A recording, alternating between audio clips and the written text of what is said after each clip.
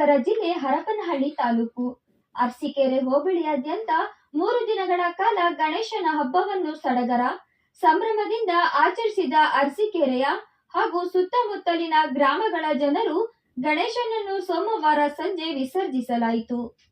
ಮಕ್ಕಳು ಪಟಾಕಿ ಹಾರಿಸುತ್ತಾ ಸುರ್ಸುರ್ ಬತ್ತಿ ಹಚ್ಚುತ್ತಾ ಗಣಪತಿ ಬಪ್ಪ ಮೋರಯ್ಯ ಎಂದು ಕೂಗುತ್ತಾ ಕೆರೆ ಬರುವವರೆಗೂ ತುಂಬಾ ಸಂತೋಷದಿಂದ ದಾರಿಯುದ್ದಕ್ಕೂ ಸಂಭ್ರಮದಿಂದ ನಡೆದು ಗಣಪ ಬಂದ, ಚಿಕ್ಕ ಕೆರೆಯಲ್ಲಿ ಬಿದ್ದ, ದೊಡ್ಡ ಕೆರೆಯಲ್ಲಿ ಎದ್ದ ಎನ್ನುತ್ತಾ ಕೆರೆಯಲ್ಲಿ ಗಣೇಶನ ಕಳಿಸಿದರು.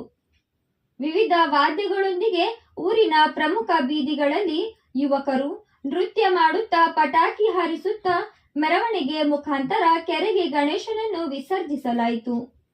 ಈ ಸಂದರ್ಭದಲ್ಲಿ N Neelappa, Prashanth Patil, Vaishnavi, Vaishakh, Vaibhav, K Mahesh, AB Jagadish Gowda, N Naveen, N Sunanda, AB Veena, KM Manu, KM Anu, Dikshith Gowda, Parashuram, Kempanna, Renuka, Chetana, Pavan Kumari ಹಾಗೂ ಬಸವರಾಜ್ ಪಾಲ್ಗೊಂಡಿದ್ದರು.